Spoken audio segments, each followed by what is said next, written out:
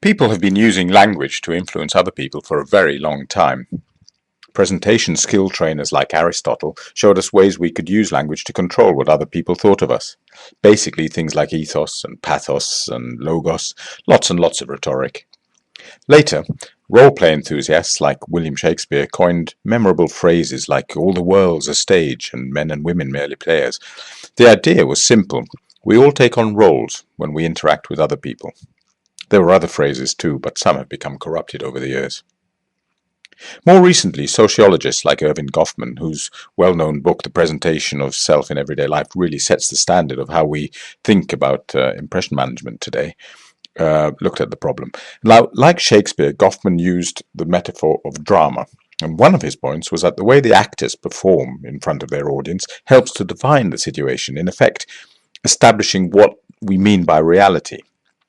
Hello, my name is Evan Frendo and I'm a business English teacher, teacher trainer and author based in Germany. I'd like to tell you a little about a talk I'll be doing at the BESIG Conference in Prague this November. As you've probably worked out by now, it's about impression management. It's a topic which is really gaining in importance. Just type impression management into a search engine and you'll find lots of hits telling you about training seminars and the latest research.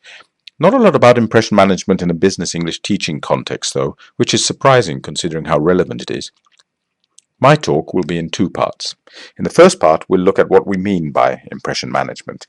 We'll look at how business people use language in all sorts of situations to control and influence what other people think about them, to show that they can be trusted, that they know what they're doing, that they can be relied upon. Impression management is all about projecting an image, creating an identity. Of course, culture plays a role too. Different cultures, national, corporate, professional, all have their accepted ways of doing things. Ingratiation is one example, and this involves flattering people or complimenting them, making other people feel good. Another one you'll come across is self-promotion, talking about your accomplishments or qualifications or your background so that other people see you as competent.